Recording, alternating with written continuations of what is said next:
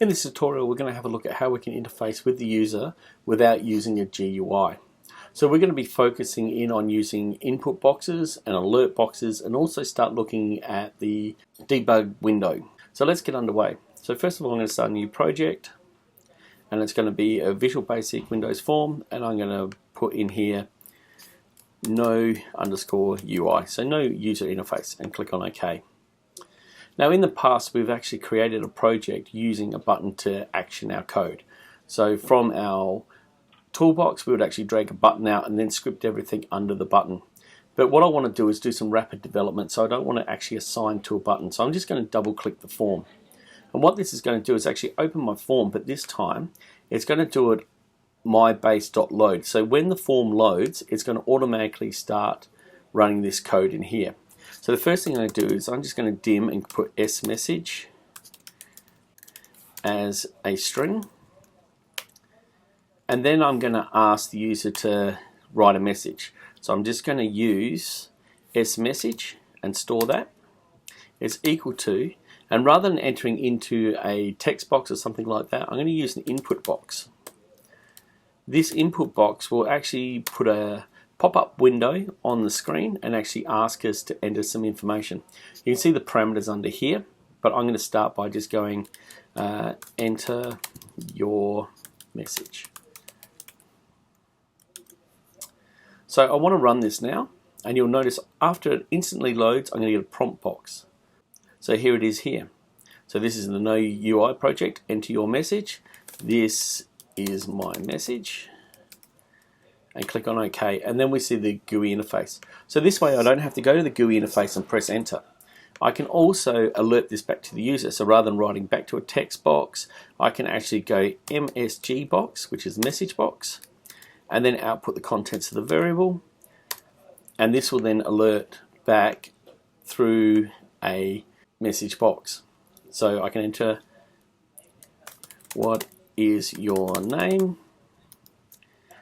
and then it messages back what is your name. So far I haven't actually had to type in a box, and I haven't had to click a start button. Now the last one we can use is what's known as the debug area. This is a window that appears down the bottom here. See this output window? This is our debug area. So we can actually go Debug.WriteLine, and we can actually output the S message there as well. So now when the program runs, it will declare a variable, it'll ask us to enter your message, it would then alert us through a message box and then output in the debug window below. So I can go start, enter a message, what is your name?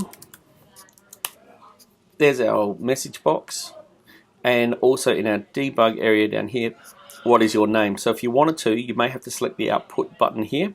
Sometimes you just get the error list. If there are errors, so click on output and you'll actually see the output of that window.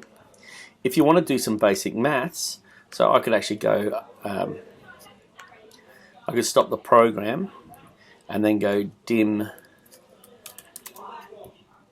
I answer as a double integer, which is a double, so then I can work with decimal points, and I can actually go I answer is equal to 10 divided by 3, and rather than having to put that back to the user interface, I can go Debug.WriteLine,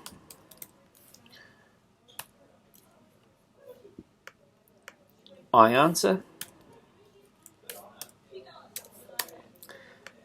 and then run the program now. I'll just click on OK to get through the first couple of lines of code. Then I'll output my result down the bottom here.